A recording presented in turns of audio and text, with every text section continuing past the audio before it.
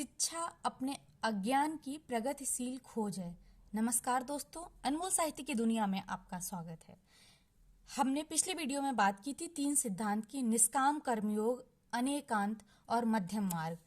उसी में से आज हम बात करेंगे मध्यम मार्ग की। क्यों अपनाएं मध्यम मार्ग? हमें मध्यम मार्ग अपनाना क्यों जरूरी है? क्या कभी हमने यह भी सोचा है कि हम परीक्षा में, किसी भी प्रतियोगी परीक्षा में सम्मिलित क्यों होते हैं और हमें हर दिन हर रात निरंतर कठिन परिश्रम कर परीक्षा में सफलता के लिए पूरा जोर लगा देते हैं? क्यों हम चौतरफा दबावों और तनावों के बीच तत्पर इस कंटक पथ पर चलकर सब कुछ समर्पित कर देते हैं? हम सिर्फ एक एग्जाम की बात नहीं कर रहे हैं, हम जिंदगी के हर मायने की बात कर रहे हैं।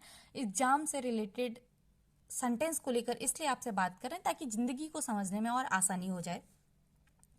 यद्यपि सबकी प्राथमिकताएं और उद्देश्य अलग अलग हो सकते हैं, पर अगर कभी फुर्सत में ठंडे दिमाग से इस सवाल पर सोचा जाए तो जवाब मिलेगा। मोटे तौर पर कुछ बातें सामने आती हैं, जैसे एक बेहतर और खुशमय जीवन की कामना। दूसरा, जीवन में उत्कृष्टता के लिए कोशिश। नंबर 3, अच्छे और प्रतिष्ठित कैरियर की तलाश। नंबर 4, माता पिता, परिवार, शिक्षकों की अपेक्षाओं पर खरा उतरने का खौफ।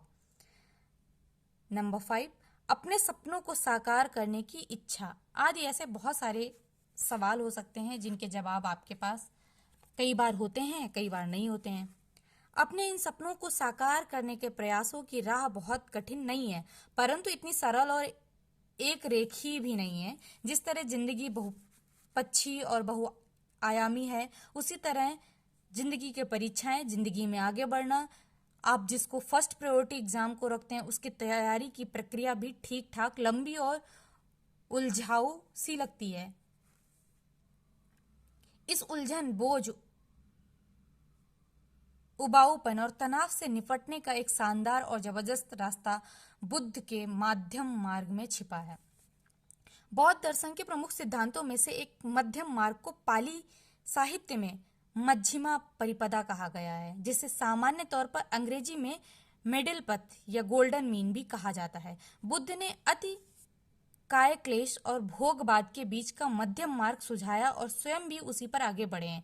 बुद्ध का यह मध्यम मार्ग का दर्शन भारतीय उपनिषदों की समावेशी और सहिष्णु चिंतित प्रक्रिया से काफी नजदीक है। मध्यम मार्ग का यह सिद्धांत तीर्थकर महावीर के अनेकांतवाद व रहस्यवाद के भी काफी नजदीक है। अनेकांतवाद सिखाता है कि कोई भी कठिन स्वयं में पूर्ण, एब्सोल्यूट नहीं है। किसी भी बात या धारणा को एक नहीं बल्कि अनेक पहलुओं से समझा जा सकता है। हर बात को समझने के कई दृष्टिकोण या नजरिए हो सकते हैं।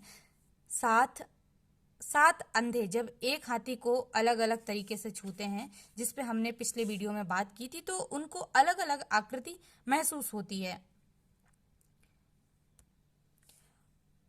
उन सातों दृष्टिबाधित व्यक्तियों को अपना अपना सत्य है, जो उनके नजरिए से भले ही ठीक हो, पर जाहिर है कि यह सत्य अधूरा है। इसलिए अंग्रेजी में एक कहावत भी है, truth lies somewhere in between. आप पाएंगे कि सत्य देश, काल, समाज, परिस्थिति सापेक्ष भी हो सकता है। उदाहरण के तौर पर पूर्व की नैतिकता के मापदंड पश्चिम के मानदंडों से काफी भिन्नता रखते हैं। कहीं मृत्युदंड अवैध और अनैतिक भी है, तो कहीं न्यायसंगत और वैध, कहीं समलैंगिक विवाह कानून व नैतिक तौर पर स्वीकार है, तो कहीं इसके बारे में सोचना भी अनैतिक माना जाता है। इस तरह के तमाम उदाहरण हमारे आसपास देखने को मिलते हैं, जिनसे हम आसानी से समझ सकते हैं कि कैसे अपने अपने नजरिए के आधार पर लोग अपने सच का स्वीकार, संस्कार, उससे अपना संसार निर्मित करते हैं।